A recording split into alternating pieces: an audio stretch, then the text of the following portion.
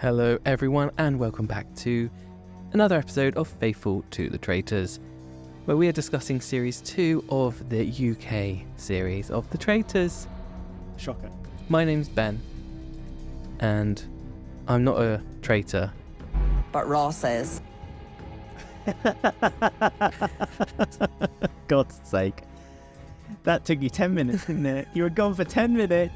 Scuttled off somewhere. You went into a little quiet hole, probably the tunnel underneath the shack that is the traitor next to the traitor house. Mm-hmm. And you come out and that's what you produced. Well, Diane has made the soundboard, everyone. So Hooray!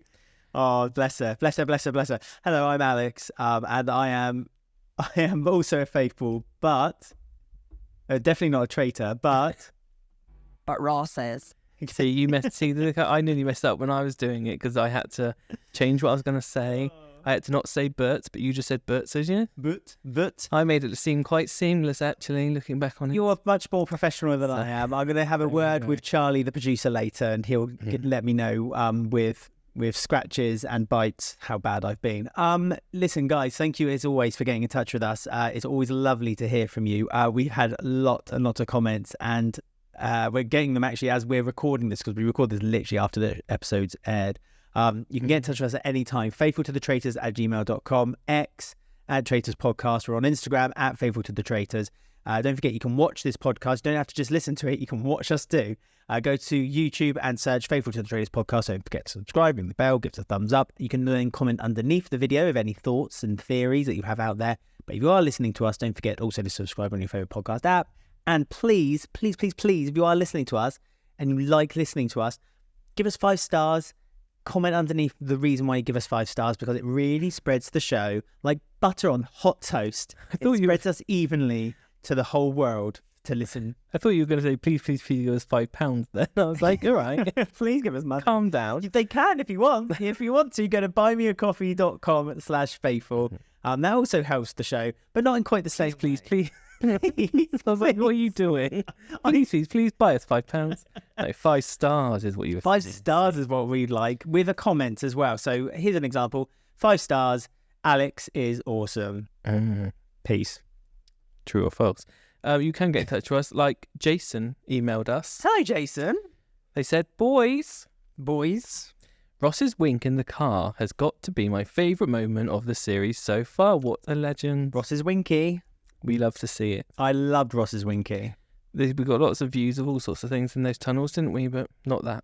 This was a great episode. Can't believe Paul's comeuppance came so suddenly. I enjoyed every second, but he will be remembered as one of the great traitors in years to come. Since you pointed out Harry's Clark Kent curl, I can't take my eyes off of it. We got Ross's wink and Harry's curls. Ross's winky and Harry's curly whirly. God, it's all going on. I'd love a curly whirly. I'd love to see Ross recruited. Well, that's foreshadowed quite a lot, hasn't it, really? I think him and Harry would be a great traitor combo. Brackets, but in my version, they might be topless. Keep up the good work, plodding, I'm not sure what they've said. You're both fab. Kiss, kiss, kiss. Hello. There you kiss go. Back to you as well. I mean, the topless parts may be a little gratuitous, but still. Yeah, we don't accept that here on this podcast. Unless they're doing that. Actually, that's a point. They've not done a lot of the kind of. They've not stripped. No, well, Andrew has, but at the bits when they're deciding who they're going to kill, when you see them in their rooms, they had them at the top of the series, but they seem to have just dissipated into nothing. Yeah. I mean, Ross has been shown, he's been shown washing his face, brushing his teeth, reading a book, getting into bed, putting a face mask on in bed. It's like the whole night. I've seen the whole Ross routine. has had the whole story. Like, if you put all the clips together, it's like a little mini movie. Yeah. Ross's skincare routine. Yes. Sonia was obviously the iconic one where she was knitting blindfold. I know. We can never forget that. Gone too soon. Gone far too soon. But we'll be talking about Ross and Harry a little bit later on, especially after Harry's comments. Oh. I mean, let's be honest. My estimations of Harry's a little bit, I have to say. Some of the comments he made at the end of tonight's episode, I thought, "Ooh, hang on, Harry. You're not amongst the lads here. You're not in the army now, mister." The barracks. The barracks. Hey, I got a message as well. We got a message as well from Amanda from Denmark. Hello, Amanda. Thank you so much for getting in touch. They have said, hi guys, thank you for making an awesome podcast. About even more awesome show. I am the number one fan in Denmark. Finally, they have got rid of Paul, but it seems like Harry inherited his cockiness. Gotta be the end of him. She then got a mystical ball, a magic ball. I have never been more upset about when the spotlight turned to Jazz. Love him to pieces. Yours faithfully, Amanda. Thank you so much for your comment, Amanda. Like I said, we'll be talking about Harry, his attitude toward the fairer sex. We have covered this topic before in the past with New Zealand. There's been other series where we've called out misogyny within the series, and do you know what? We kind of noticed that we both said, I think, the last episode that all the traitors have bar one has been male, and every time they've recruited, they've been male. Again, they've kept up the routine by choosing Ross this time round. But someone actually, and I'll talk about it at the end, another message we received, noticed something else, which is very, very misogynistic as well. So, I don't know, I feel like Harry, this is a bit of an uncomfortable situation to find yourself in. And then when he made that comment about Diane at the end, you do not, one, make a derogatory comment about Diane, and two, make that derogatory comment about Diane, because Diane is a queen, an icon, an LGBTQ plus legend. Yep. Swore on this morning. She swore on this morning. That's all. I mean, Diane can't avenge her death, but Ross says. Yes. Ross says. Oh, whoops. Right. Before we go on, we also have to remember the dearly departed. So I know it's early, but what's your name and where do you come from? We lost our Charlie, didn't we? Yeah. I mean, I loved Charlie, but I don't feel like she made as much of an impact as perhaps other deaths had. I feel they made a mistake getting rid of her because she could have been a good faithful to have if you want to be a traitor who wins. But it's done. So, are you going to talk about her then? Unlike most of the other contestants, mental health area manager Charlie admits that she'd be a bit worried if she'd be made a traitor. Quote, I've tried to prepare for it just in case it does happen. Sorry, I just had this imagination of you say, she admitted that she'd be a little bit worried if she became a traitor. Quote, I'd be a little bit worried if I became a traitor. But I think I'd be a little bit worried. Oh, actually, it does say that. Yes. Yeah. She says, quote, as much as I like the idea of having a good poker face, I don't know whether I actually would have with everyone watching me. If she wins, the 34-year-old from Bristol says she'll put the money towards her wedding to her boyfriend, as they've been engaged for 9 years. God, that's a long engagement. Well, it's going to be longer now because she didn't win. Engagements are a funny thing, aren't they? It's like the limbo phase of dating someone. Can't you and just go straight to marry? You can if you want. But engagement is like basically saying, right, this is it, we're committed. We're now having a wedding. But I just feel like an engagement period should be, a couple of months? 6 months? I don't know how long it takes to plan a wedding. It's all stupid, to be honest. I know you do. Personally. I know you do. So let's talk about the game then. So Charlie got murdered. Everyone was a bit upset and surprised. We weren't too surprised. I think it's the right choice to keep Zach in the game. I was surprised. Were you? Carry on. Because I wanted I said Charlie's a good. If you're Harry, the traitor, Charlie is good to have around the fire pit because she would have just ended the game. Harry, the 1960s husband. Oh, he's based off Superman. So. That's Clark Kent. There's no Peter Parker. Talking of Harry then, there's already kind of a few rumblings around the group that it was a bit weird that Harry wasn't murdered, considering that he had presented himself within the group as being the number one faithful hunter. Traitor hunter. Traitor hunter, quite right. I know, it's like the traitor curse, isn't it?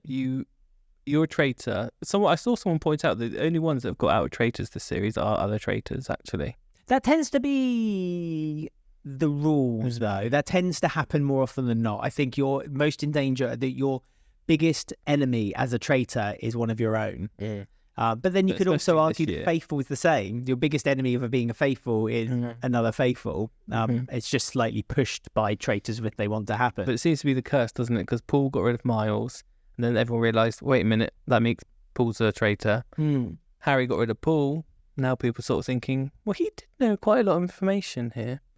Our lovely Jazz hands. Love him. Playing really good game. No one's listening to him. Is he playing a good game? He Because could be playing a good game. He kept saying things. He was in the billiard room. He kept saying something. Everyone was like, no, Jazz, you're talking nonsense. He was in the kitchen. He said something. Everyone was like, no, Jazz, you're talking nonsense. But then they carried that nonsense into the round table. So I do feel for Jazz. And I think we've all been in that situation where you're in a group of people and for some bizarre reason, you did something at some point. You have a great idea and no one's listening. And no one listens to you. Yeah. You know, it's like you've said one silly thing in your life and now forever you will be ignored by this group. And I think Jazz was too quick and open to self-criticize him, to self-criticize that now everyone else, because he doesn't believe in himself, which we've already said, now no one else is believing in him either. But I think he is doing a good game because... Good game. He is sucking up to Harry, making Harry think that he can trust him and Zach. But in fact, Jazz still thinks Harry's a traitor. He's just making sure the traitor is friends with him, so he won't get murdered. So then when the time does come round our fire pit, he can say, I don't want to end the game. I know you're a traitor. He still needs to get You've taken me to the end. He still needs to get support from people. Jazz, as long as he doesn't get murdered... Yeah, that's fine, but Jazz can still. If Jazz is still the lonely voice, the only one shouting, he's like the character in The Simpsons, when there's like Bo Burns or something like that, and he goes, "Who did you say Boo Earns?" And it's like, I said Boo Earns. He's like that guy. Right, that's a very odd reference. That's a very odd reference, but you know what I mean. It's like if everyone says, it's only one more murder, isn't it? I think. No, there must be two because there's Wednesday, Thursday, and then Friday. So 2 murders. That's not... Tonight's recruitment would have been one of the murders. Oh yeah, no, you're right. So there's only one more after this. I don't think that's a problem for Jazz. I agree with you. I don't think him being murdered is a problem for Jazz. I think the biggest problem for Jazz is that he doesn't have the support of his fellow teammates. So banishment is his biggest problem because I think people are going to get sick and tired. And it's just that it just seems coincidence that every time his name kind of gets brought forward, something bigger gets brought forward. He's like, he doesn't get listened to when it comes to who he thinks is a traitor, but likewise, the conviction of him being a traitor isn't big enough for him to then be banished from the round table. He's just kind of always in that kind of hovering limbo between. He's still there, so... But no, he's still there, but I just don't think he's got the strength to get him. I think he'll make it. I think he might make it to the final, but I don't think he's got the strength to win the support, so then hence we will not win any money. I think if him and Zach are in the final, they could be 2 faithfuls who could take the win. 2 men, of course. Of course. Duh. But that's another reason why he's not going to get murdered, you see. He's a man. But automatic entry to the final. Ticket. That's true. He's got a golden ticket. Charlotte and Jasmine were another couple where it was a weird one because Charlotte said that Jasmine's accusations felt personal. Because and when Charlotte kind of spoke to Jasmine and said, like, you know, I like you, I love you, I love everyone in this. Love your bones, she said. Love your bones. And Jasmine rolled her eyes, and I thought, that's a bit off. I know why she did that though, is because she listened in earlier in the episode. She overheard her talking about her, and then she walked into the room. But did you confront her about that? Because she walked in and she went, "Oh, what a surprise!" And I think everyone knew what she meant by that when Jasmine was saying, "Oh, what a surprise!" And no wonder you think it's me, Charlotte. And you know, Jasmine kind of gave Charlotte the opportunity to kind of explain why she felt that way. But then Charlotte was like, well, no, I'm going to do it at the round table. And then when she did her talking head to the camera, she was like, I'm not giving her ammo to throw back at me. I'm not giving her information so then she can take information and throw it back at me, and then I can throw back information. It's like, fair enough. It's fair enough. This is a tricky one, isn't it? Because I think I would be a believer of that. I would want to talk to people outside of the round table before you get to, because then you kind of like, you know, the lay of the land when you get they to the had round days table. and days worth of Paul, didn't they? So they know what he's like going round convincing everyone. So that's why Charlotte wanted to go to the round table, say it in front of everyone, so people can't be like, you said this to me in the kitchen. No, that's true. You said that to me. He said, she said, they said. Yeah, and that's what Charlotte was saying. She said she didn't want people to have secret conversations or whisper to one another, because even though she was caught out whispering, she doesn't want those, because then she could have that used against her without any kind of solid evidence to prove it. What about Harry? Because obviously you said earlier there was rumblings about him. At breakfast, his best friend Molly, meant to be his best confidant, she even was sort of saying, I'm a bit suspicious about how much he knew about Paul. She saw him take the shield and he asked her to be quiet. He said that, oh, you're the one person I trust. I'm going to tell you, Yeah, so he I'm said wondering if 100% trust her. she seems to be quite switched on. I'm wondering if Molly is going to rumble something next episode. Well, it was interesting that Molly was the first one to kind of stick out and say it's weird that Harry wasn't murdered last night, because it seems like Harry would be the obvious one, and there was no real route to who could have done it to Harry either, because Harry hadn't called anyone else out. He'd only called Paul out at the round table. After that, he hadn't really called anyone else out after that.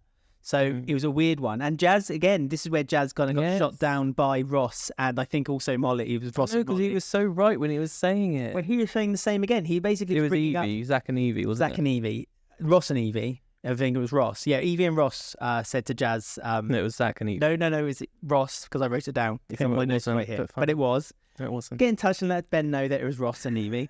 Jazz kind of relayed the situation which was between Harry and Paul, where he told Harry that he believed it was Paul. Harry then relayed it back to Paul. Paul then brought it back to Jazz, and he found it a very weird kind of conversation to have. And Evie and Ross, Evie and Zach, both said to him that,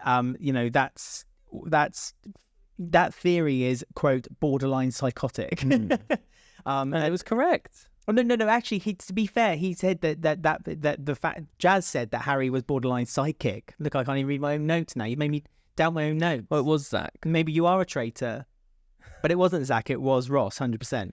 Okay. It Well, was if that's Ross, 100%. because I Okay, well, remember. if you think it's Ross, then that means Ross is now a traitor. So that's some intel he has to use. What about Jazz? Yeah. Yeah, but To they warn Harry. they've talked about Jazz already at the Traitors Tower, Andrew and Harry, because they kind of both said when they were talking about recruiting that Jazz is like so open to suspicion now that to them two that there's no point kind of recruiting him, because I think they think he'll get himself voted out because he's just kind of going round and round in circles. Same as, because I think they're pretty much counting Jasmine next episode's going to get herself banished because of what happened from this one. That's their because that was another name they brought out for someone they could recruit was Jasmine, but they were like no, because, and also I think that was another thing about recruiting Ross and keeping him in, was that they said that after the next banishment there will be then three traitors, 3 faithful, and the odds would then be very much on their side. So there's likely that they got a better chance of winning, which makes sense. They'll have to sacrifice one traitor. However, we may talk about this in a second, but Harry kind of messed it up a little bit for himself once he had a little conversation with Ross about Ross's mum, Diane. But yes, well, shall we talk about Charlotte then? Because she did get banished, the faithful.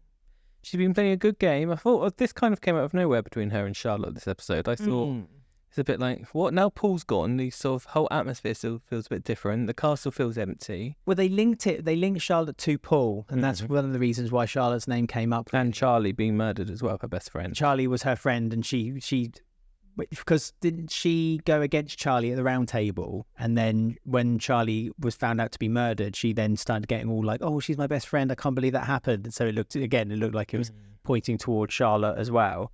But yes, unfortunately for Charlotte, it didn't really work out very well for her, even though she did have, again, some valid points about Jasmine. To be fair, she was saying that Jasmine kind of hops from one vote to the next. She changes the name of who she's going to vote for. Jasmine's like, well, I never come in here with a solid idea.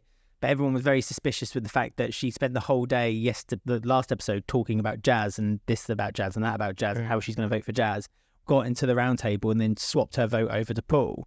And it felt a little bit surprising. Again, though, not linking it over to Harry, because for me, people are scared to say Harry's name. It's like Jazz is scared. Yeah, but people were scared of saying Paul's name, but until Harry brought it up. So this is, again, we'll talk about maybe Harry's demise in a minute. But anyway, yeah, so Charlotte. Okay, so Charlotte left our Emmerdale heroine. Pub owner. Yes.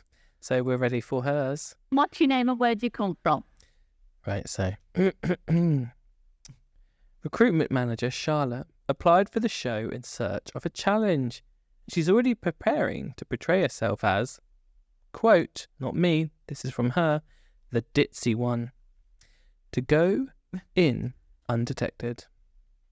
Quote, I used to play poker tournaments and they used to just think, who's that bimbo at the end of the table? But I'd make it to the end, says the local Warwickshire 32-year-old. Still, she admits that she can be a bit gullible, but is determined to win, if only to achieve her dream of flying her dogs by private jet to the US to join her and her wife on a road trip. I didn't know she was a lesbian. We know the rules of Does it matter? You don't need to know that. Let me finish, please. Oh, okay. Don't interrupt me, Charlotte. I want to talk about interruptions as well on the show. I don't want to talk about finger pointing. Go ahead. Every time a character, they are characters to me, a contestant on the Traitors is part of the LGBT community, they automatically go to the top of my list. We had that in US Series 1. Went straight to the top, even though I didn't like her. Yeah. So Charlotte now has been bumped way up. No, not Who's Diane. Brian? Who's Brian? But Diane is part of the LGBT community now. Fair. Well, there you go. So there was you've introduced Ben, the king of the LGBT. Are you like the god at the Golden Gate? It's like, you're welcome now, Charlotte. Come on in. Diane, yeah. No, Charlotte I'm talking, because you said that Charlotte is now welcome into the LGBT. So is Diane. Okay, well, yes, Diane's a bit different though. No. Okay, look, listen.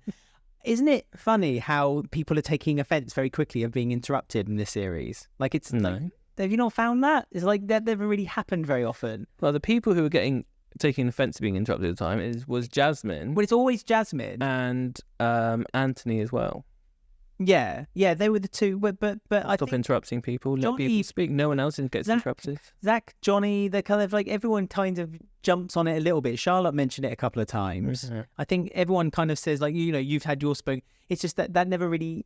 I don't know. It's good that people are like that, because it means everyone gets their point of view across. But at the same time, I kind of like the chaos of when people start talking over each other, and then it just goes a bit mad. That's when that's not there's to say it's not. That's when there's like 20 people around the table. It's kind of expected. When there's like 8, I don't think you need to be interrupted. I have to say, no, I don't disagree with it. I think people should be able to... It's like when you watch a debate show on TV. People should have their 30 seconds to talk about what they have to say, 30 seconds to talk, and then everyone kind of talks to each other. Pointing, I can't do anything about, because, as I say, I'm very expressionist with my hands. Jacob Rees-Mogg has done it. You can do it too. Jacob Rees-Mogg.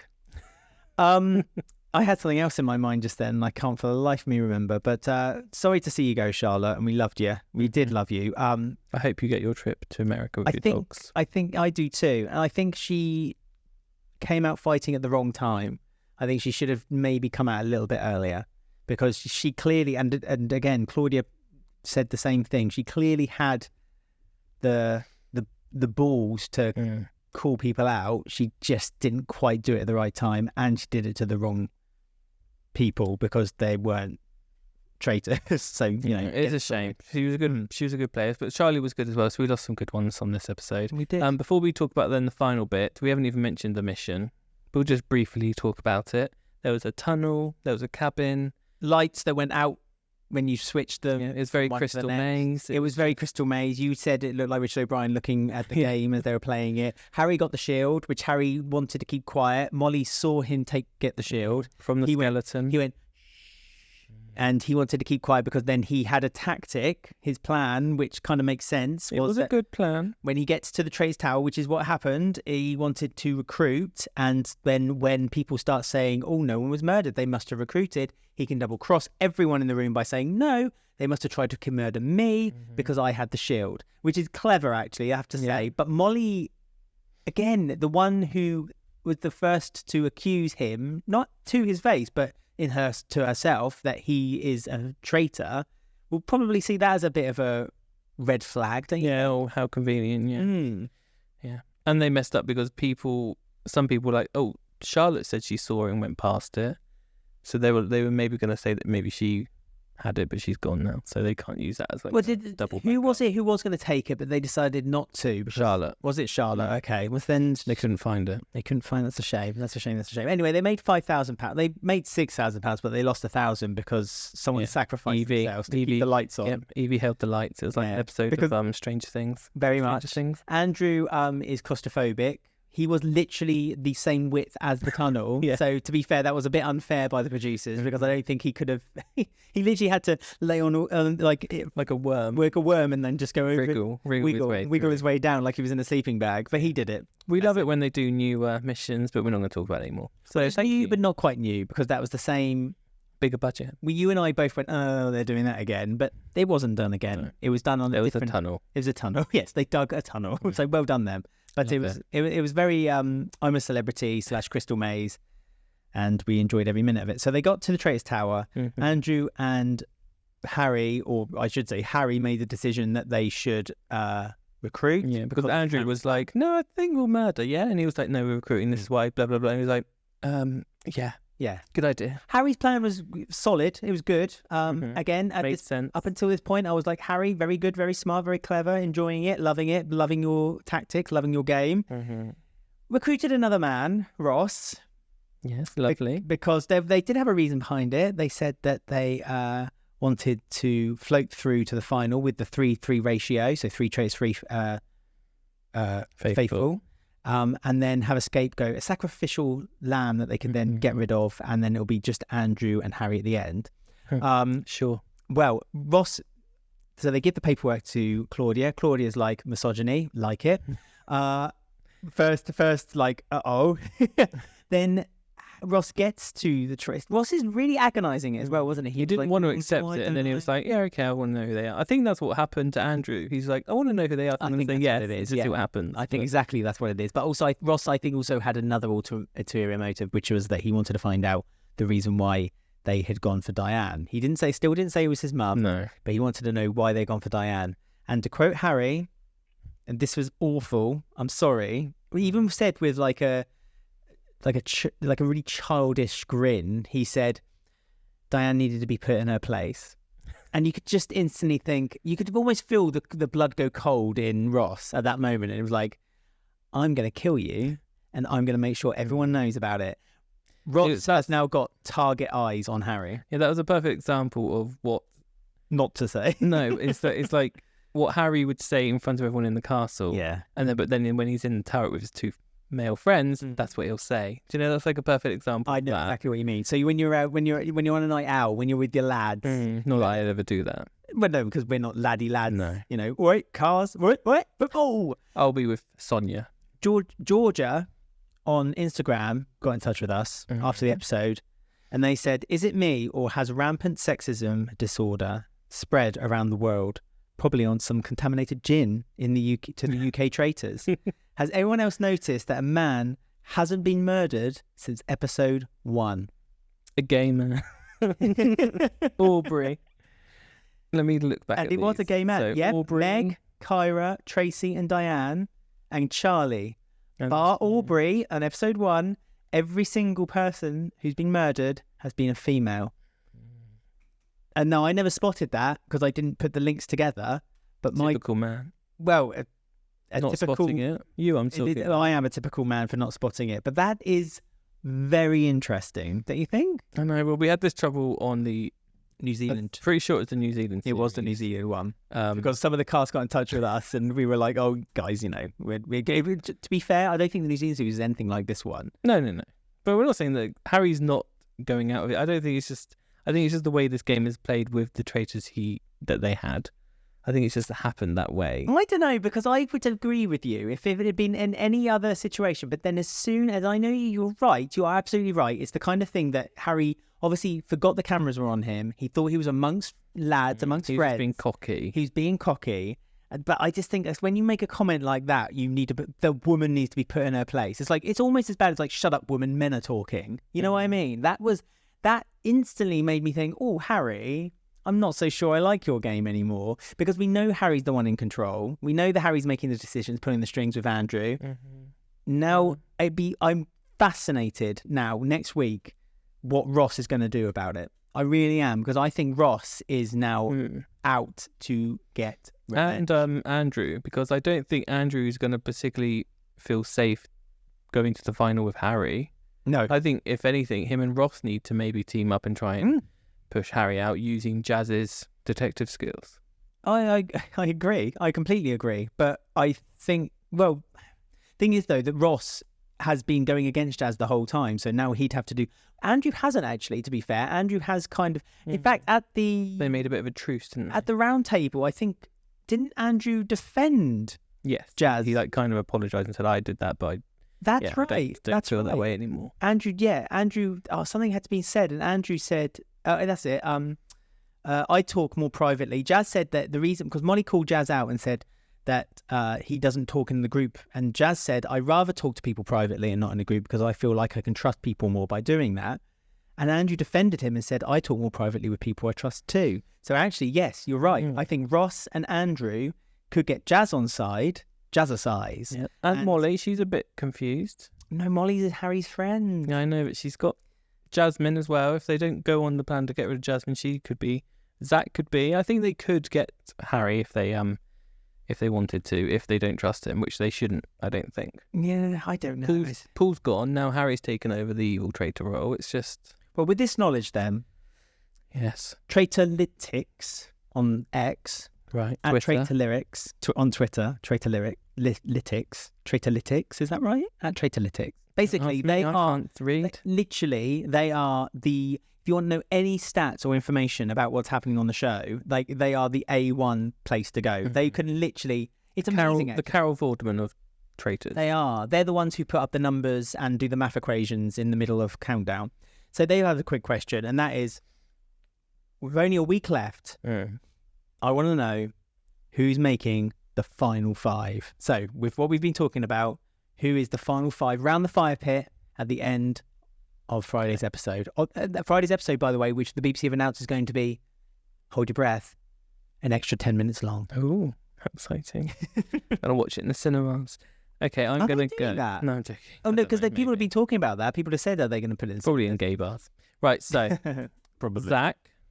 Zach's your first one. Molly. Yeah. Jazz. Uh-huh. Wait. Yeah, because now you're left with 2 and there's 3 traitors. Carry on. No, okay. Zach, Evie, Molly, Ross, and Harry. Okay. That's not who I want as the final 5, by the way. No. It's just who I think how it's going to go somehow. I don't know why. I've messed this up. I genuinely think that it will be Andrew, Ross, Zach. See, it's hard to pick the final. You need 6. Molly. It's between Evie and Jasmine. I don't think Harry's going to make it. I think Ross is going to be... I genuinely believe that Ross is going to be successful. It's going to be a blindsider. I think Ross is going to basically get everyone to vote against Harry without him knowing... We love a blindside. We love a blindside on the show. One of the peak moments. Australia Series 1, I'm looking at you. Yes. So I think that it's going to be a blindside and Harry's not going to make it to the end. Okay. Which I would feel sadder if I didn't think he was quite so misogynistic. But that to be fair, that like Harry has played a great game, and I don't. To be honest with you, I just think that Harry made a slip of the tongue. I think it's going to be Andrew. Who did I say? Andrew, Zach, Ross, Molly. Oh, I think Jazz actually. Molly and Jazz. There you go. That's my 5. Ross, Zach, Jazz, Molly, Andrew. I'd like 4 men. I'd like Jasmine, Jazz, Molly, Ross, and Zach. So I would like. And that only leaves 1 traitor though, so that was not going to happen. Basically, it could happen. Yeah, maybe. I think Ross might win. Now, if he can get Harry out, if he can get Harry out, I think Ross could win. Will he admit that Diane's his mum? Ever? At the end, around the fire to Claudia. Yeah, to Claudia. Oh, by the way, Claudia, can you imagine Claudia's like, no. Really? Okay. Well, shall we get people to send in their theories of who they want or who they think is going to be the final 5 for the final week? Yes. So get in touch with us. Who do you think the final 5 round the fire pit? So this is the bit when they do the fire pit at the end of Friday's episode. Who will they be? Of the remaining players? You can get in touch with us by email, faithfultothetraitors@gmail.com, X @TraitorsPodcast, Instagram @faithfultothetraitors. Final 5, not who you want them to be, who you think they will be, and the reason why. You can also comment underneath our video if you're watching us on YouTube. Just go to Faithful to the Traitors Podcast on YouTube and don't forget subscribing, the bell, give us a thumbs up so you never miss a future episode. If you listen to us, don't forget to subscribe as well on your favourite podcast app. As I say, please, because it really does help people learn about this podcast. Give us 5 stars if you enjoy listening to the show and comment the reason why you think we deserve those 5 stars. And if you want to, please give us £5, then you go to buymeacoffee.com/faithful. That's right. And remember, Diane isn't going to be at the fire pit. But Ross is. God. So there you go, everyone. That's our last one of the week. And if you do miss us, remember we have our other podcast on Sundays called Comment Below. So you can go and listen to that while you're waiting for us to come back. So until next week then. But you can also follow us, don't forget, also on our social media. Yeah. On all the things I just mentioned. We're always posting. That's why I didn't mention it again. I know, but I just thought I'd mention it for a third time. So remember, stay faithful. Keep dancing.